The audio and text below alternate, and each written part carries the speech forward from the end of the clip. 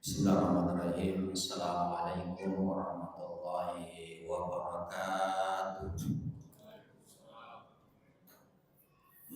Alhamdulillahirabbil alamin wassalatu wassalamu ala asyrofil anbiya'i wal mursalin sayyidina Muhammadin wa ala alihi wa sahbihi ajma'in. Amma ba'd. Subhanaka la ilma lana illa ma 'allamtana innaka antal alimul hakim. Hasbunallah ni'mal wakil ni'mal maula wa ni'man nasir. La haula wala quwwata illa billahil aliyyil azim. Jamaah tarwih yang saya hormati, tak terasa malam ini kita sudah berada di malam ke-18 di bulan suci Ramadan.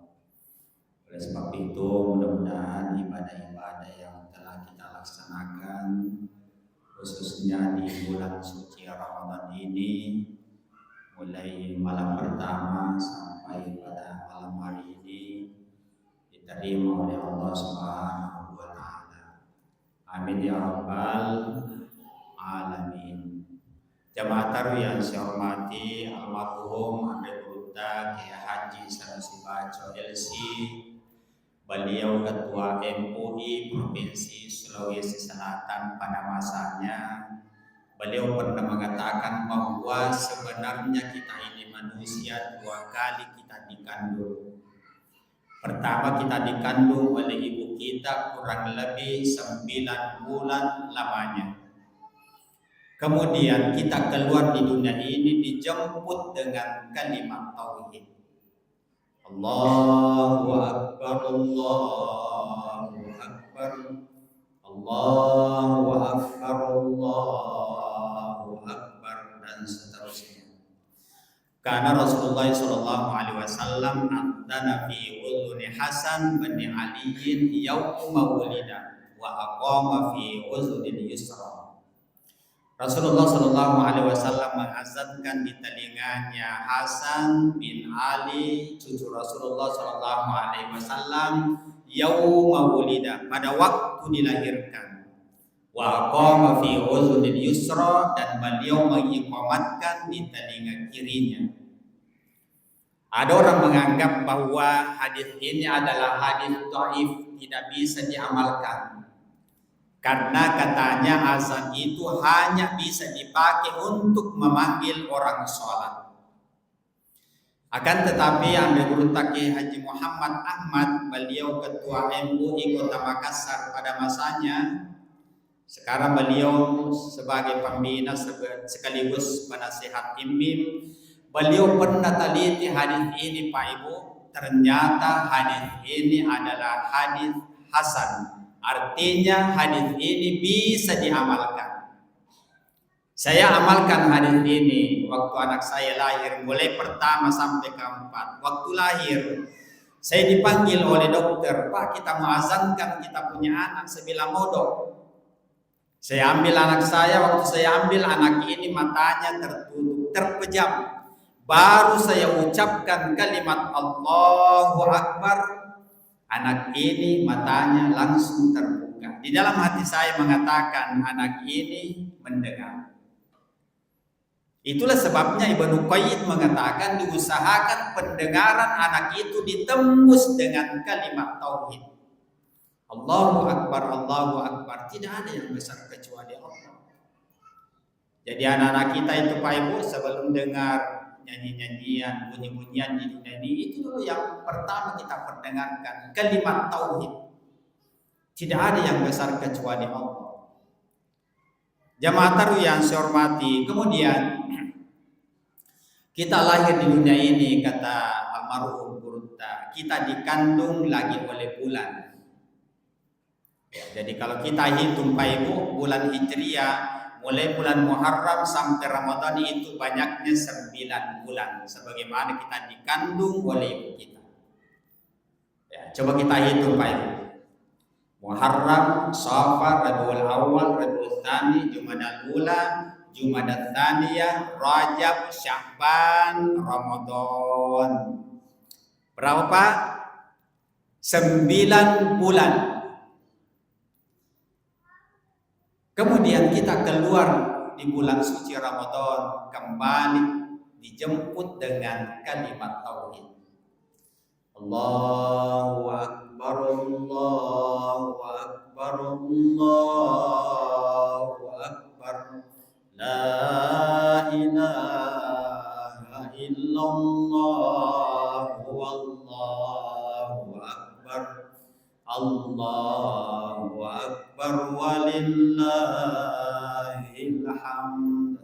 Kita keluar di bulan suci Ramadan, kembali dijemput dengan kalimat tauhid. Kita keluar dalam keadaan suci, bersih dari dosa, sebagaimana bayi yang baru dilahirkan dari perut ibunya. Masya Allah. Siapa itu Pak Ibu? Orang yang mempergunakan bulan suci Ramadan ini berbagai macam ibadah. Malam ini kita sudah berada di malam ke-18 di bulan suci Ramadan. Jadi ibaratkan kita naik gunung, kita sudah turun gunung. Biasanya masjid-masjid itu kalau pertengahan bulan suci Ramadan, ya shopnya sudah maju. Ya sebagian pindah di mall. Ya saya yakin yang hadir pada malam hari ini jamaah Masjid Ar-Rahman, inilah aslinya jamaah Masjid Ar-Rahman. Ya. Alhamdulillah. Malam ini sudah ke-18. Masih ada beberapa hari lagi. Jadi kita usahakan di bulan suci Ramadan ini amal kita lebih baik dibandingkan dengan bulan Ramadan tahun-tahun lalu. Ya, kalau tahun lalu kita tidak sempat tamatkan Al-Quran, ya, tahun ini kita usahakan Pak Ibu, kita tamatkan Al-Quran. Tahun lalu 1 kali, kita usahakan tahun ini 2 kali. Tahun lalu 2 kali, kita usahakan tahun ini lebih dari 2 kali. Ya, makanya di dalam bulan suci Ramadan ini harus kita punya program. Programkan diri kita, setiap hari kita harus mengaji. Di masjid kami di Jalan Amirullah, kami programkan jamaah. Ya. Setiap habis sholat subuh kita baca 1 juz 1 hari. Ya, saya istilahkan one subuh 1 juz, 1 subuh 1 juz. Ya, alhamdulillah tadi subuh kita baca juz 17 karena hari ke-17. Sebentar subuh kita baca juz 18 karena hari ke-18. Jadi pas nanti di akhir bulan suci Ramadan kita sudah tamatkan Al-Quran. Itu program di masjid. Di kantor, ya kebetulan saya di kantor Kemenak Sulsel Jalan Nuri, Pak Kanwil programkan setiap habis sholat duhur, hari kantor kita sholat duhur di masjid. Kemudian setelah sholat duhur kita kultum. Dengarkan kultum, setelah itu kita tadarus Al-Quran. Nah, ini program di kantor. Program di rumah, ya, saya juga programkan anak-anak. Anak saya ada 4 orang, semua pulang dari pondok, saya programkan anak-anak setiap hari harus mengaji. Ya, 1 juz 1 hari juga. Jadi waktu hari pertama, anak pertama juz pertama, juz kedua anak kedua, juz 3 anak ketiga, juz keempat anak keempat, juz 5 mamanya, saya juz 6. Nah, digilir setiap hari. Harus punya program seperti ini Pak Ibu. Kenapa? Karena kalau kita tidak programkan diri kita seperti ini, ya, terkadang dalam sehari, sepekan, sebulan kita tidak pernah menyentuh Al-Quran. Kalau kita tidak programkan diri kita di bulan suci Ramadan seperti itu, ya bulan Ramadan akan seperti bulan-bulan yang lain. Ya, kita tidak pernah membaca Al-Quran. Hadirin yang saya hormati, khususnya anak-anak kita Pak Ibu. Anak-anak kita sekarang luar biasa tantangannya. Coba kita lihat anak-anak kita sekarang Pak Ibu. Kalau bangun tidur, ya, kalau bangun tidur apa yang pertama dia tanyakan? Apa yang pertama dia cari Pak? Halo? HP. Betul. HP yang pertama dia cari, Pak, mana HP-ku, mana HP-ku, atau mana pacasku. Ya. Kemudian kalau mau tidur, ya ini pakai HP, main game apa. Kalau jatuh HP-nya di mukanya, tertidur itu. Itu luar biasa tantangannya anak-anak kita sekarang. Cuma jangan kita larang anak-anak kita pegang HP. Tidak boleh dilarang pegang HP. Karena kalau ada anak-anak tidak pernah pegang HP, anak itu akan ketinggalan zaman. Jangan dilarang. Cuman harus diatur waktunya.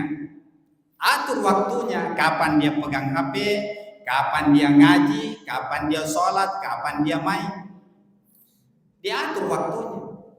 Kenapa? Karena kalau tidak diatur waktunya seperti itu Pak Ibu, ya itu tadi yang saya bilang, mulai bangun tidur sampai tidur kembali, ini saja yang selalu dia pegang kalau tidak diatur waktunya. Hadirin yang saya hormati, ya bulan lalu ada warga saya yang mau menikah. Ya kebetulan saya dipercayakan imam kelurahan di Kelurahan Maricai Selatan. Bulan lalu Pak Ibu ada warga saya mau menikah. Besoknya saya menikahkan, malamnya dia telepon saya. Apa dia bilang, Pak Imam tidak disuruh dia orang mengaji. Saya bilang kenapa kena tidak tahu mengaji. Saya bilang bagaimana syahadatnya, lancar Ji. Dia bilang mudah-mudahan. Ya. Saya bilang cocok besok kita ketemu. Besoknya Pak Ibu waktu saya menikahkan, ya, saya bilang sebelum ijab kabul ya saya tuntun istighfar, ya, kemudian syahadat, ya, asyhadu an la ilaha illallah wa asyhadu anna muhammadar rasulullah. Apa yang terjadi, anak ini gemetar, berkeringat, apa yang dia bilang, asyhadu tasadu gitu. Dalam hatiku ini anak baru berhadapan dengan saya sudah gemetar, sudah berkeringat, tidak bisa ucapkan 2 kalimat syahadat. Apalagi berhadapan dengan malakul maut Pak Ibu. Apalagi berhadapan dengan malakul maut, dan mau tak mau pasti kita berhadapan dengan malakul maut.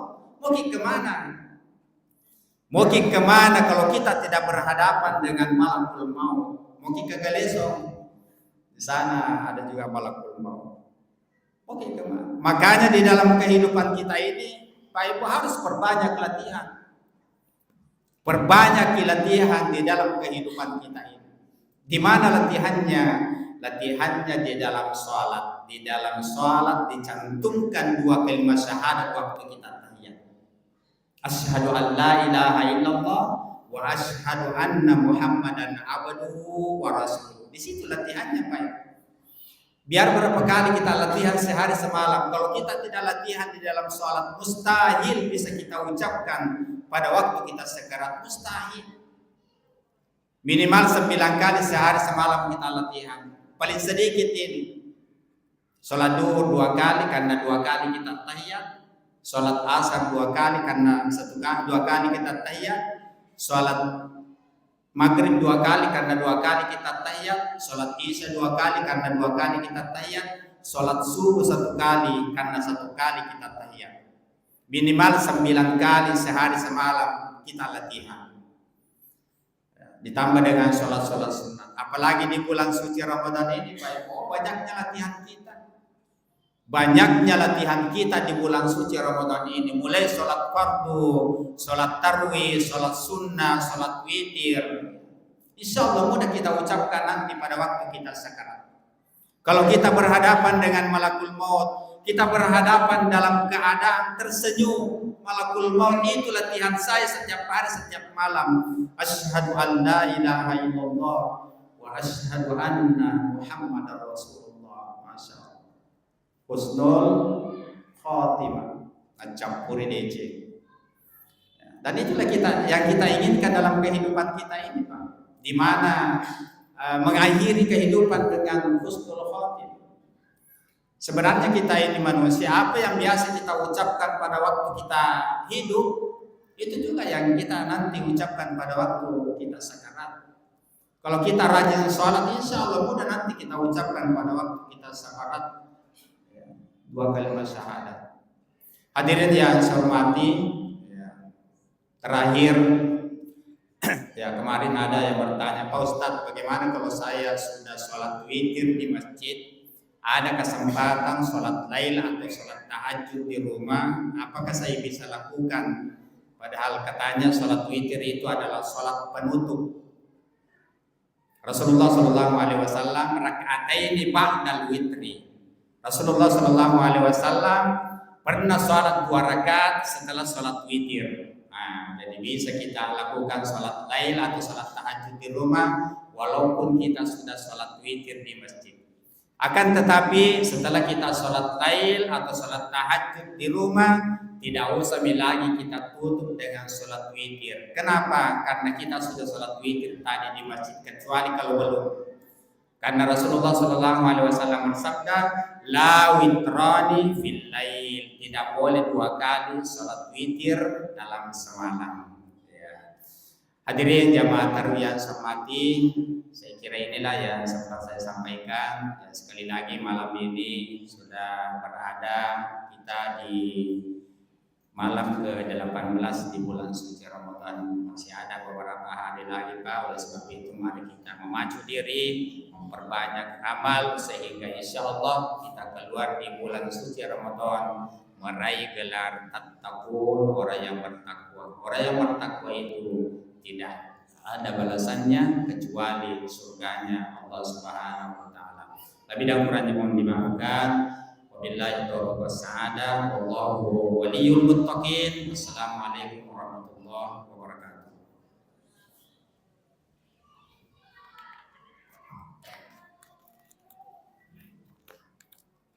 Salat